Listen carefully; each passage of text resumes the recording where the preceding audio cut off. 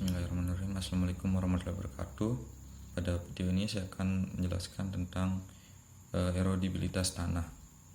Masuk saja. Erodibilitas tanah adalah kepekaan tanah terhadap erosi.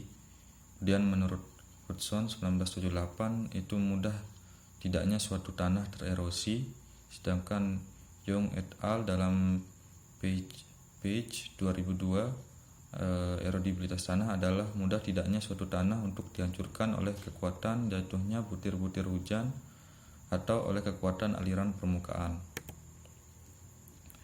Dan proses terjadinya erosi tanah yaitu penghancuran agregat, kemudian pengangkutan partikel-partikel tanah, kemudian pengendapan partikel tanah. Bentuk erosi ada 3, yaitu erosi lembar, yaitu pengangkutan lapisan tanah yang merata tebalnya dari suatu permukaan bidang tanah dan menyumbang sedimen paling besar dibandingkan dengan bentuk erosi lainnya. Dan ada yang kedua yaitu erosi alur, yaitu air terkonsentrasi dan mengalir pada tempat-tempat tertentu di permukaan tanah sehingga proses penggerusan tanah banyak terjadi pada tempat tersebut yang kemudian membentuk alur-alur. Alur-alur tersebut akan hilang saat dilakukan pengolahan tanah atau penyiangan. Dan erosi parit, aliran permukaan dengan volume yang lebih besar terkonsentrasi pada satu cekungan menyebabkan kemampuannya menggerus menjadi sangat besar sehingga mampu membentuk parit yang dalam dan lebar. Tidak dapat dihilangkan hanya dengan pengolahan tanah biasa. Kemudian faktor-faktor yang mempengaruhi erodibilitas tanah, pertama itu sifat-sifat tanah seperti sifat fisik, mekanik, hidrologi, kimia, reologi atau litologi, mineralogi, dan biologi, termasuk karakteristik profil tanah seperti kedalaman tanah dan sifat-sifat dari lapisan tanah. Yang kedua, faktor erosi lainnya yaitu erosivitas, topografi, vegetasi, fauna, dan aktivitas manusia. Dan faktor pengelolaan atau perlakuan terhadap tanah juga berpengaruh terhadap erodibilitas tanah. Dan sifat-sifat fisik tanah, yang pertama itu memiliki tekstur, dan mempunyai struktur atau agregasi tanah, jenis mineral, kedalaman dan sifat lapisan tanah, serta kesuburan tanah. Tekstur menunjukkan kasar halusnya tanah, ditentukan berdasarkan perbandingan butir-butir atau fraksi pasir, debu, dan liat. Ada 3 jenis tekstur pada tanah. Yang pertama tanah berpasir, yaitu kapasitas infiltrasi dan permeabilitas tinggi, itu 2 mm dengan 50 μ. Kemudian debu mudah terbawa erosi, 50 μ sampai 2 μ. Kemudian liat mampu membentuk ikatan atau nilainya lebih kecil dari 2 μ. Kemudian bahan organik berperan pada proses pembentukan dan pengikatan serta penstabilan agregat tanah. Pengikatan dan penstabilan agregat tanah oleh bahan organik dilakukan melalui pengikatan secara fisik butir-butir primer tanah oleh micelia, jamur, actinomycetes, dan akar-akar halus tanaman, dan pengikatan secara kimia. Yang ketiga yaitu bahan organik yang masih berbentuk serasah seperti daun, ranting, dan sebagainya yang belum hancur, yang menutupi permukaan tanah, merupakan pelindung tanah terhadap kekuatan perusak butir-butir hujan yang jatuh. Bahan organik juga menghambat aliran permukaan sehingga kecepatan alirannya lebih lambat dan relatif tidak merusak. Bahan organik yang sudah mengalami pelapukan mempunyai kemampuan menyerap dan menahan air yang tinggi sampai 2 atau 3 kali berat keringnya. Pengaruh bahan organik menurut Arshad 2000 itu memperlambat aliran permukaan, meningkatkan infiltrasi, dan memantapkan agregat tanah. Struktur atau agregasi tanah, bentuk dan stabilitas agregat serta persentase tanah yang teragregasi agregasi sangat berperan dalam menentukan tingkat kepekaan tanah terhadap erosi. Tanah yang paling peka terhadap erosi adalah tanah yang paling rendah persentase agregasinya menurut Meyer dan Harmon tahun 1984. Tanah-tanah dengan tingkat agregasi tinggi berstruktur kersai atau granular, sarang, tingkat penyerapan airnya lebih tinggi daripada tanah yang tidak berstruktur atau susunan butir-butir primernya lebih rapat.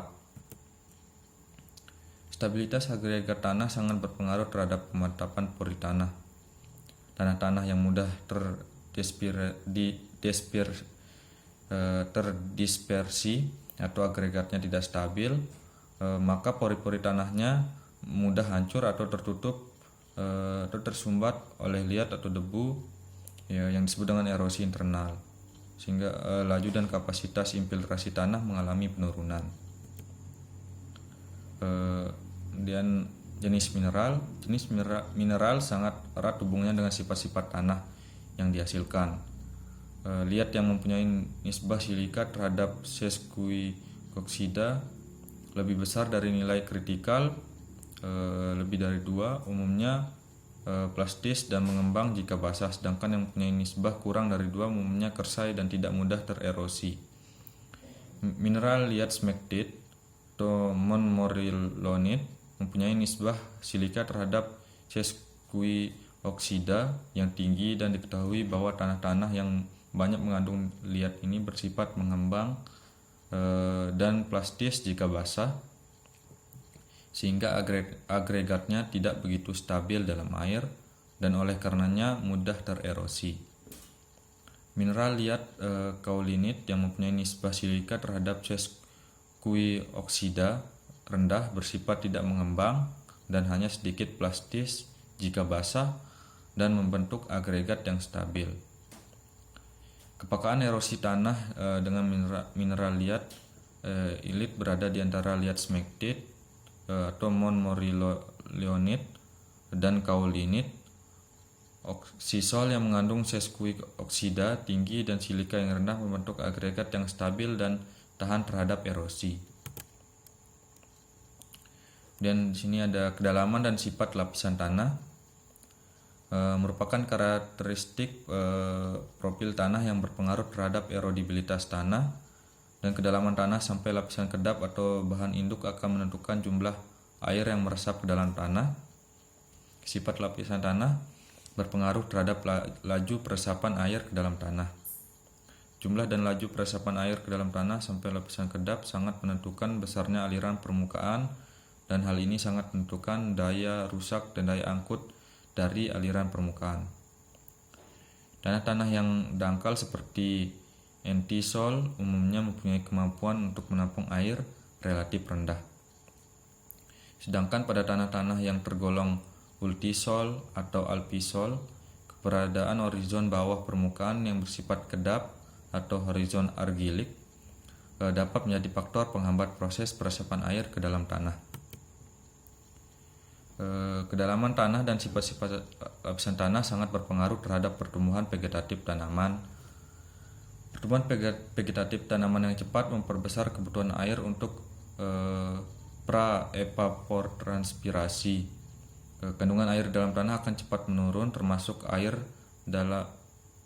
di dalam pori akan menjadi cepat kosong yang memungkinkan terjadinya penyerapan air hujan berikutnya.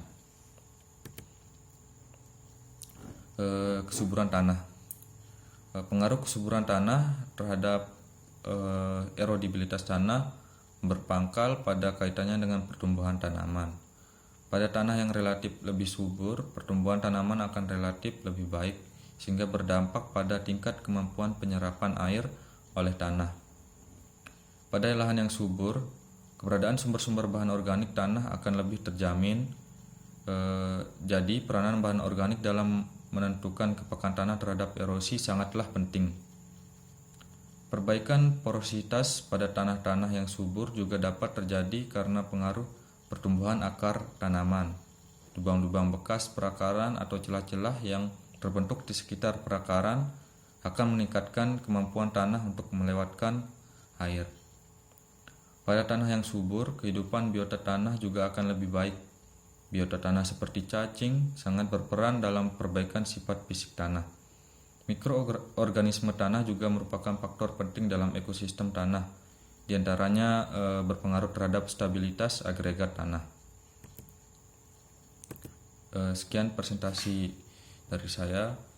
Mohon maaf jika ada salah kata atau salah penjelasan. Wabillahi taufiq wal hidayah. Wassalamualaikum warahmatullahi wabarakatuh.